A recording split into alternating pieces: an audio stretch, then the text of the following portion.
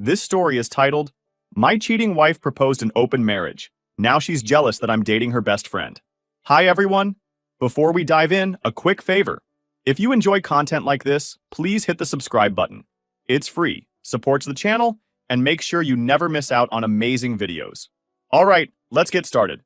When I met Emily, I wasn't even looking for love. I was 27, fresh out of college with a business degree and laser focused on growing my construction company in Denver. I didn't have time for distractions, especially not dating. But Emily? She was impossible to ignore. It was a random Tuesday afternoon, and I had stopped by this little coffee shop I'd found near one of my work sites. I wasn't planning to linger. I had deadlines, client meetings, and a crew waiting for me. But Emily was there, standing in front of me in line, chatting up the barista like they were old friends. She was magnetic. Everyone in the shop seemed to be paying attention to her, even though she was just talking about an upcoming concert she wanted to go to. When it was her turn to order, she asked for some overly complicated drink with a million substitutions and still managed to pull it off as charming. Normally, that kind of thing would have annoyed me. I'm a plain black coffee guy. But with her, it was different.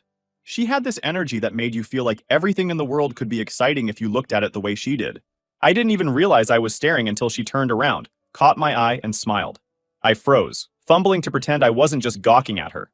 But she didn't seem to mind. Instead, she laughed and said, "Looks like you could use more than just caffeine today." I don't know what came over me, but I actually laughed back. Something I rarely did with strangers. "Yeah, it's been a long day, and it's not even noon yet," I replied. She didn't let the conversation end there. By the time we both got our drinks, she had somehow managed to make me feel like I'd known her forever. She was one of those people who could hold a conversation effortlessly, even with a total stranger. Before I left, she slipped me her number on a napkin. "Call me sometime," she said casually, like it wasn't a big deal. But for me, it was. I don't think I've ever texted someone so fast in my life. Our first date was dinner at this cozy Italian place she picked. It was the kind of spot I'd usually avoid because it seemed too trendy and overpriced. But with her, it didn't matter. We talked for hours about everything. Her dream of starting her own graphic design studio, my goals for my business, even our childhoods. She made me feel like I was the most interesting person in the world, even though she was the one with the stories that could make anyone laugh. By the end of the night, I knew I wanted to see her again. Things moved fast after that. Within months, we were inseparable. We'd spend weekends hiking in the Rockies, binge-watching terrible reality TV, or just driving around Denver talking about our future. She had this way of making every moment feel like an adventure, even if we were just grocery shopping or folding laundry. For the first time in my life, I felt like I had someone who truly understood me. A year later, we got married. It was a small ceremony, just close friends and family, but it felt perfect. Emily walked down the aisle looking like she had stepped out of a magazine, and I couldn't believe someone like her had chosen me. At the time, I thought I was the luckiest guy in the world. No prenup because I was young, in love, and convinced nothing could go wrong. For a while, I was right. We settled into married life, bought a house in the suburbs, and started building our dream life. When Ava was born 2 years later, Emily decided to stay home full-time. She was the kind of mom who went all out. Homemade Halloween costumes, over-the-top birthday parties, and Pinterest-worthy school projects. I couldn't have been prouder of her. By the time Liam came along, we were a well-oiled machine. I worked long hours to grow my company, often putting in 12-hour days to make sure we could afford the life we wanted. Meanwhile, Emily handled everything at home. She had a natural knack for juggling the chaos of 2 kids while still making it look easy. To anyone looking in from the outside, we were the perfect family. And for years I thought we were. But as time went on, little cracks started to show. At first, I ignored them. I told myself it was just the stress of raising 2 kids and running a business. Everyone has ups and downs, right? Emily started spending more time on her phone, but I didn't think much of it. She'd laugh at texts and say things like, "Oh, it's just Sarah," when I asked what was so funny. But then there were the small changes I couldn't explain away, like the way she'd get defensive when I asked about her plans, or how she started making comments about how boring our life had become, or how we don't have as much fun as we used to. I brushed it off, thinking it was just a phase. After all, we still had so much good in our lives. We had 2 amazing kids, a beautiful home, and the kind of partnership most people dream of. I thought those little cracks were just that. Small, insignificant things that would pass with time. But later, I could see that those were the first signs of something much bigger. I just didn't want to see it. I wanted to believe we were untouchable, that nothing could shake the foundation we'd built together. Looking back, I should have known something was off. Emily's girls' nights out had been happening more and more often. She'd come home late, sometimes after midnight, and head straight to the shower like she couldn't wait to wash the night off. I wanted to trust her. After all, she was my wife. But the little inconsistencies started piling up. One time, she mentioned going to a bar downtown with Sarah and Amanda, two of her friends. Later that week, I casually brought it up while talking to Sarah's husband, Greg, at a school event. He gave me a weird look and said, "Emily went to the bar?" Sarah was home with the kids that night. I brushed it off, convincing myself it must have been a miscommunication. Maybe Sarah left early, or maybe Greg just didn't know what she was up to. But deep down, it planted the first seed of doubt. Emily also started acting differently around the house. She'd go out of her way to be overly nice after her nights out, like making my favorite dinner, or giving me little compliments she hadn't said in years. At first, I appreciated it. I thought maybe she was trying to put more effort into our marriage. But then I realized it wasn't about us. It was guilt. Her phone became another red flag. Emily had always been an open book with her phone, leaving it lying around the house or handing it to me to play videos for the kids. But suddenly she started keeping it close, even bringing it into the bathroom when she showered. She turned off the notifications on her lock screen, something she'd never done before. I remember jokingly asking, "What? You got state secrets on there?" She just laughed it off, but the look on her face was anything but amused. One night, after she came back from another girls' night, I noticed her phone buzzing on the counter while she was in the shower. Normally, I wouldn't have thought twice about it. But this time, something told me to look. It wasn't just a gut feeling. It was a heavy, nagging suspicion that I couldn't shake. I glanced at the screen, and there it was. A text from someone named Mark. "Can't wait to see you tomorrow. Tonight was incredible." My heart started pounding. I stared at the screen for what felt like forever, my brain trying to make sense of what I'd just read. Part of me wanted to believe it was a joke or some misunderstanding, but I knew better. I picked up her phone, unlocked it, and scrolled through the thread. What I found made my stomach turn. The messages were explicit, the kind of stuff you can't unsee. They'd been meeting up for months, sneaking around behind my back. There were even pictures, selfies of the two of them, cozy together in places I recognized. One was taken in a restaurant we'd been to for our anniversary just a year ago. Another was at a park where we used to take the kids. It wasn't just the betrayal of her being with someone else. It was the fact that she'd brought this guy into parts of our life that were supposed to be ours. For a moment, I just stood there, holding her phone, my mind racing. I felt sick, angry, and humiliated all at once. How long had she been lying to me? How could she smile at me, kiss me, and act like everything was fine while sneaking around with this guy? When Emily came out of the shower, wrapped in a towel and humming to herself, I was still standing in the kitchen. She froze when she saw me holding her phone. "Max," she said, her voice faltering. I didn't give her a chance to play dumb. "You want to explain this?" I asked, holding up the phone. Her face went pale. For a second, I thought she might try to deny it, but instead, she just stood there, speechless. "Nothing to say?" I pressed. My voice was calm, but inside, I was seething. Finally, she stammered, "Max, I'm sorry. I didn't mean for you to find out like this." Like this? That's what she was worried about? Not the fact that she'd been cheating, but that I found out? I shook my head in disbelief. "How long has this been going on?" She hesitated and then finally said, "A few months." I could tell she was lying. The messages went back further than that. "Why?" I asked. "Why would you do this?" Her excuses came pouring out. "I don't know. Things between us haven't been the same. You're always working." And I felt lonely. Mark makes me feel alive again. Alive. That word cut deeper than anything else she'd said. "Then why didn't you tell me?" I snapped. "If you were unhappy, why didn't you say something instead of sneaking around like a coward?" Her response floored me. "I didn't want to hurt you, Max. I love you. I love our family. I just needed something more. Needed something more. Like I wasn't enough. Like the life we'd built together wasn't enough. I wanted to yell, to throw something, to storm out and never look back. But I couldn't. The kids were upstairs, probably playing or reading in their rooms, completely unaware of what was happening. I couldn't let them see their dad lose it. Instead, I took a deep breath and said, "So what now, Emily? You think we just go back to normal?" She looked at me with tears in her eyes. "No, but we can make this work. We don't have to throw everything away." I laughed bitterly. "Make it work? How? You think I can just forget what you've done?" She hesitated. and then said something I'll never forget. "We could try an open marriage." I stared at her, stunned. She wasn't apologizing or begging for forgiveness. She was proposing a way to keep seeing this guy while staying married to me. "You've got to be kidding," I said, my voice dripping with disbelief. "Max, it doesn't mean I don't love you," she said, like that would somehow make it better. "I don't want to lose you. I don't want to break up our family." I almost laughed in her face. The sheer audacity of it was unbelievable. But as much as I wanted to tell her to pack her bags and get out, I knew I couldn't. Without a prenup, she'd take everything. The house, the kids, my business, it would all be on the line. So I swallowed my pride and said, "Fine. If that's what you want, we'll try it." Her face lit up, like she thought she'd won. But I wasn't agreeing because I forgave her. I was agreeing because I needed time. Time to figure out how to protect myself and my kids. Time to plan my way out of this mess. This wasn't going to be my life forever. Not a chance.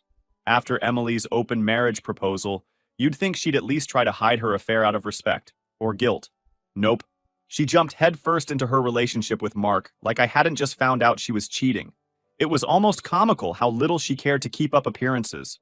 She'd leave the house in the same dress she'd worn the night I confronted her, throwing a quick, "Don't wait up," over her shoulder as she headed out the door. At first, I let her think I was just going along with it, but I wasn't about to let her walk all over me. I had no intention of staying in this mess forever. I started building my case, knowing full well that if this ever ended up in court, I needed to be ready. Family law is notoriously slanted toward mothers, and the last thing I wanted was to lose custody of Ava and Liam to someone who spent more time texting her boyfriend than parenting. The first thing I did was hire a private investigator. I knew it sounded extreme, but I needed evidence. Something concrete to show how much time she spent neglecting her responsibilities as a wife and mother. I told the PI to focus on her outings with Mark, and let me tell you, the guy was thorough. Within a week, he handed me photos of Emily and Mark out at restaurants, sneaking kisses in parking lots, and even checking into a hotel together. While the PI did his thing, I doubled down on being present for the kids. Not because I wanted to weaponize them, but because I genuinely loved being their dad. I started volunteering to coach Liam's soccer team and made sure I never missed one of Ava's ballet recitals. On weekends, I'd take them to the park or on little day trips to keep things fun and normal for them. I even started packing their lunches for school, slipping in little notes like, "You're awesome," or "Good luck on your spelling test," just to remind them I was there for them. Emily, meanwhile, was oblivious to everything I was doing. She seemed more focused on maintaining her romance with Mark than on what was happening under her own roof. She'd half-heartedly ask how the kids were doing, but it was clear her mind was elsewhere. I started keeping a journal to document it all. Every missed dinner, every late night, every time she brushed off the kids to go run errands that conveniently took her hours. While all this was going on, something unexpected happened. Chloe, Emily's best friend, reached out to me. At first, it was just to check in. She said she'd heard about the open marriage and wanted to see how I was holding up. I didn't think much of it at first, but as we kept talking, it became clear that Chloe had her own opinions about Emily's behavior. "She's always been self-centered, Max," Chloe said during one of our conversations. "I don't know how you've put up with it for so long." Hearing someone else say it, especially someone close to Emily, was validating. I hadn't realized how much I needed to hear that I wasn't crazy for feeling betrayed. Our conversations started off casual, but over time, they grew more personal. Chloe opened up about her own frustrations with Emily, saying she'd noticed the cracks in our marriage long before I had. She told me Emily had a way of taking people for granted and that she thought I deserved better. I wasn't sure if it was genuine sympathy or something more, but I felt like someone actually cared about what I was going through, and it was nice. One night, Chloe and I ended up meeting for coffee. I told myself it was just to vent, someone to talk to who wasn't directly involved in the chaos of my home life. But as we sat there talking, I realized how easy it was to be around her. She wasn't judging me or telling me to stick it out for the kids. She was just there, listening. That coffee turned into more frequent meetups. Before I knew it, we were hanging out regularly, grabbing lunch, going for walks, or just sitting in the car talking for hours. It felt good to have someone on my side, someone who saw me for who I am. And yeah, I'll admit it, there was chemistry. A lot of it. The turning point came one night when Chloe invited me over to her place. I don't know what I expected, but I didn't think it would feel so natural. We talked, laughed, and eventually things took a turn I didn't see coming. I felt wanted. Not out of guilt or obligation, but because someone genuinely liked me for me. I knew it wasn't exactly the most ethical thing to be doing, But considering the circumstances, I didn't lose sleep over it. Emily wanted an open marriage, and I was just playing by her rules. Of course, I wasn't flaunting it, but I also wasn't going to beat myself up over it. Eventually, Emily found out. I didn't tell her, and Chloe didn't either. But I guess she started putting the pieces together when she noticed how much time I was spending out of the house. One night, she cornered me in the kitchen. "Are you seeing someone?" she demanded, her tone more accusatory than concerned. I didn't bother lying. "Yeah, Chloe." Her face turned red. "Chloe? My best friend? How could you?" I raised an eyebrow. "How could I? You're really asking me that? Look in the mirror, Emily." She looked like she was about to explode. "This isn't the same thing," she yelled. "You're supposed to be my husband. And you're supposed to be my wife," I shot back. "But you gave that up when you started sneaking around with Mark. Don't act like you're the victim here." She stormed out of the kitchen, slamming the door behind her. I stood there for a moment, letting the silence sink in. For the first time, I felt like I'd taken back a little bit of control. Emily wanted to play games? Fine. But I wasn't going to let her call the shots anymore. After that, things got colder between us. Emily stopped pretending to be nice, and I stopped pretending to care. The house became a battlefield of silent standoffs and awkward encounters. The only thing that kept me grounded was the kids. And, if I'm being honest, Chloe. She was my escape, my reminder that there was life beyond the mess Emily had created. I knew it couldn't stay like this forever. Something had to give. But I was content to keep playing the game, knowing full well that I was laying the groundwork for the next chapter of my life. Here's the thing. I could see the cracks in Emily's relationship with Mark long before she did. At first, their little romance had all the hallmarks of an affair. Secrecy, sneaking around, and that forbidden thrill they probably thought made it so special. But once the open marriage card was on the table, it was no longer a secret. It wasn't exciting anymore, it was just messy. Mark had seemed all in at first. He was the stereotypical guy who loved the idea of swooping in and saving Emily from the mundane routine of marriage. From what I gathered, he was some mid-level finance guy who thought his charm and a few fancy dinners were enough to make him irresistible. For a while it worked. Emily couldn't stop gushing about how fun and adventurous he was, like she was dating some kind of celebrity instead of a guy who probably spent his mornings stressing about spreadsheets. But once their relationship became public knowledge, Mark started pulling back. It was subtle at first. Emily didn't notice right away, probably because she was still riding the high of having her freedom. But I noticed. She'd come home after spending hours waiting for him to call, looking irritated and distracted. One night, she came back from what was supposed to be a date, muttering to herself and slamming the door a little harder than usual. She tossed her purse on the counter and let out an exasperated sigh. "Mark's such a jerk," she said, like I was supposed to ask what happened. "I didn't even look up from the paperwork I was reviewing." "Shocking," I said dryly. She shot me a glare, but didn't say anything.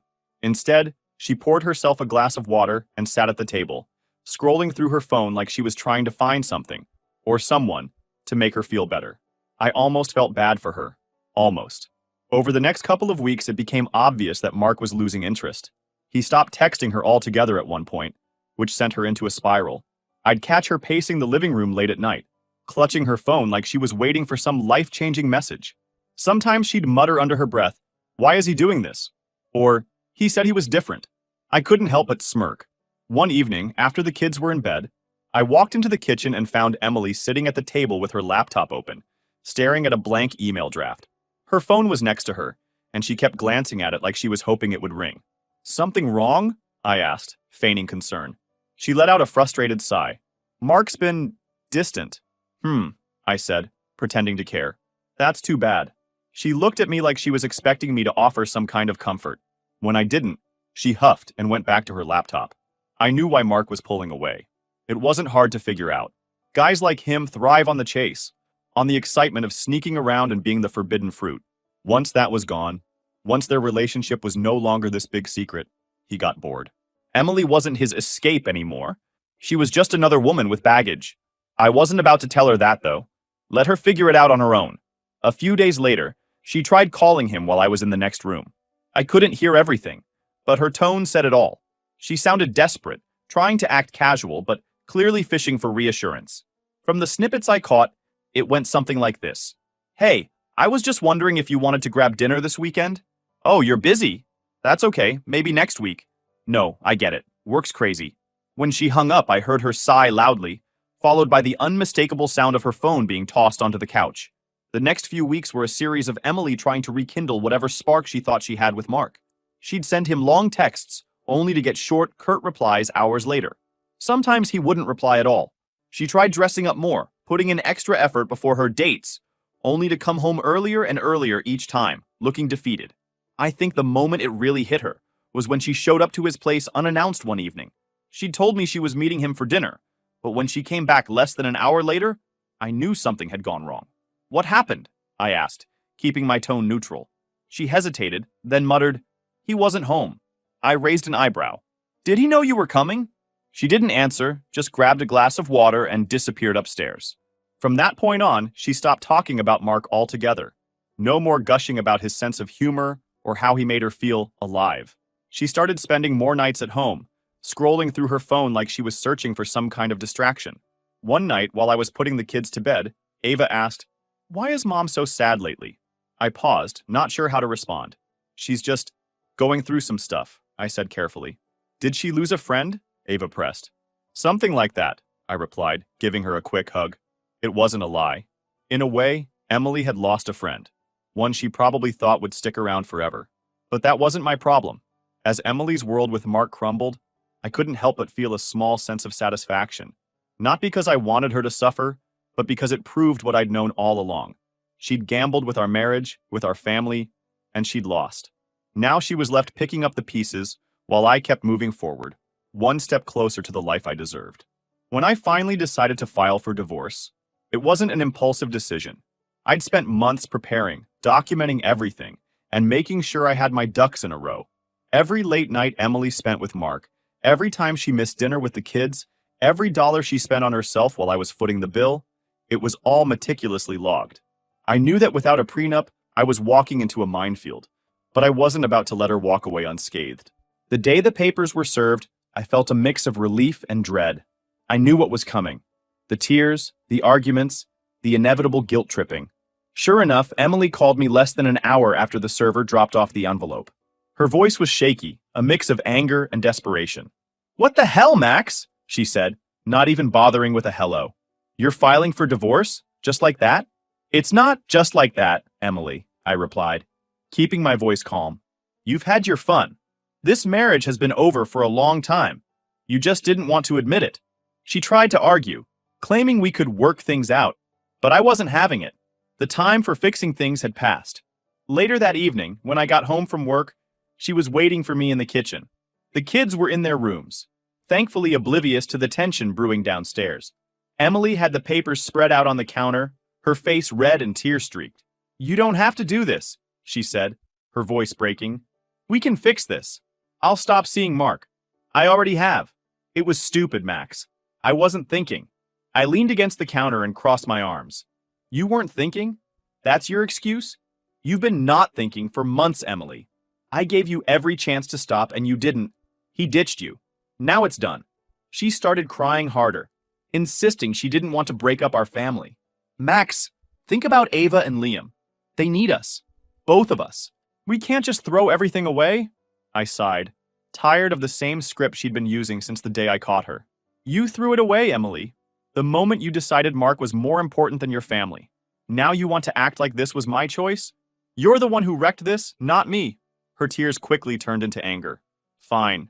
If this is what you want, then don't come crying to me when the kids hate you for splitting up their family."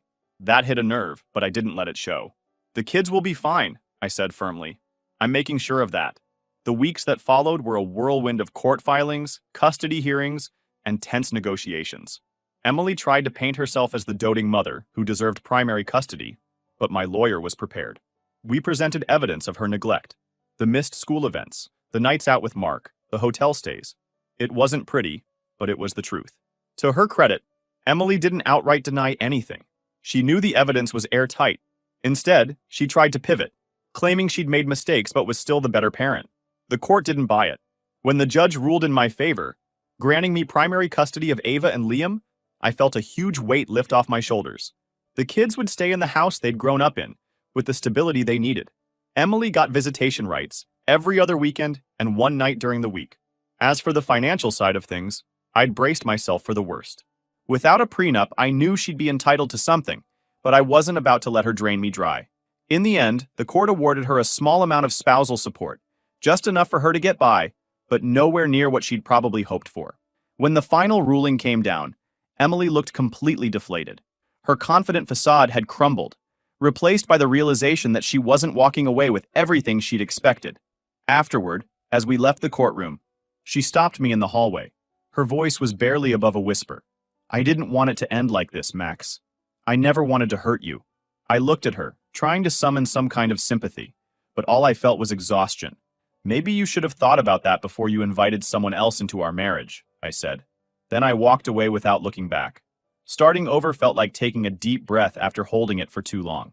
I hadn't realized how much weight I'd been carrying until the divorce was finalized, and Emily was officially out of my daily life. For the first time in years, I wasn't waking up wondering what drama the day would bring. The house was quieter now, but in the best way. No more tension, no more silent treatment, no more passive-aggressive comments. Ava and Liam adjusted faster than I thought they would. Kids are more resilient than we give them credit for, and I did everything I could to keep their lives stable. I made sure the routines stayed the same. School drop-offs, bedtime stories, weekend hikes. The difference now was that I could be fully present for them without constantly dealing with the mess Emily had created. The first few weeks were a little rough, though. I think Ava, being older, understood more of what was going on. She'd ask questions like, "Is Mom ever coming back?" Or, "Did you and Mom stop loving each other?" Those were hard conversations, but I kept it honest without throwing Emily under the bus. "Your mom and I just want different things now," I told her one night as I tucked her in. "But that doesn't change how much we both love you and Liam." It seemed to satisfy her for the moment, though I knew the questions would come up again as she got older. Liam, on the other hand, was more focused on the day-to-day. As long as I was there to kick the soccer ball around with him and make his favorite pancakes on Saturday mornings, he was happy. Emily moved into a small apartment on the other side of town. It was a far cry from the house we'd built together, but that wasn't my problem anymore. She picked up a part-time job as a receptionist at a local dentist's office, which I'm sure was humbling for someone who used to spend her days planning elaborate Pinterest parties and talking about her freedom. Occasionally, she'd send me a text. At first, it was about the kids, what time their school events were, how their grades were, that sort of thing. But every now and then, she'd drop a hint about wanting to start over or fix things. I kept my responses short and to the point. I wasn't about to reopen that door. Chloe, on the other hand, became a bigger part of my life. She was great with Ava and Liam too. She didn't try to replace their mom, but she made an effort to be a positive presence in their lives. Ava loved having someone to talk to about art and music, and Liam thought it was cool that Chloe knew how to fix a flat tire on his bike. It was nice to see them happy again, surrounded by people who cared about them. One day, Chloe and I took the kids on a day trip to a nearby state park. We hiked, had a picnic, and let the kids splash around in the creek. On the drive home, Ava leaned over to me and whispered, "I like Chloe. She's nice." That one comment made everything feel worth it. Meanwhile, Emily's life didn't seem to be going as smoothly. I'd hear things through mutual friends or the occasional offhand comment from Ava. She was struggling to keep up with her bills, trying to balance work with her visitation schedule, and unsurprisingly, Mark was long gone. One evening, while picking up the kids from her apartment, I got a glimpse of just how much her life had changed. The place was small, just 2 bedrooms, and cluttered with furniture that looked like it came from a clearance sale. She tried to play it off, saying things like, "It's cozy," but the forced smile on her face told a different story. Ava and Liam didn't seem particularly excited about their visits with her, which I couldn't blame them for. Emily was more focused on her phone than on spending quality time with them. Once Ava mentioned that her mom had been texting someone a lot during their dinner together. I didn't press for details, but it wasn't hard to guess that Emily was trying to fill the void Mark left behind. As for me, I threw myself into rebuilding my life. My business was thriving now that I wasn't distracted by drama, and I finally had time to focus on the things that mattered. Every now and then, I'd catch myself wondering how things might have turned out if Emily hadn't cheated, if she hadn't suggested an open marriage, if she'd just been honest about what she wanted. But those thoughts didn't linger. I knew I was better off now, even if the road to get here had been messy. One afternoon, while organizing the garage, I came across an old photo album Emily and I had put together years ago. It was full of pictures from our early days. Road trips, holidays, the kids' first birthdays. I closed the album and put it back on the shelf. That chapter of my life was over, and I had no intention of reopening it. Emily wanted freedom. She wanted the excitement of something new, something different. What she got was an open door, one I gladly walked through. Now I had my freedom, my kids, and a future I was actually excited about. As for Emily, well, she's left with the consequences of her choices. And to be honest, I don't feel the slightest bit sorry.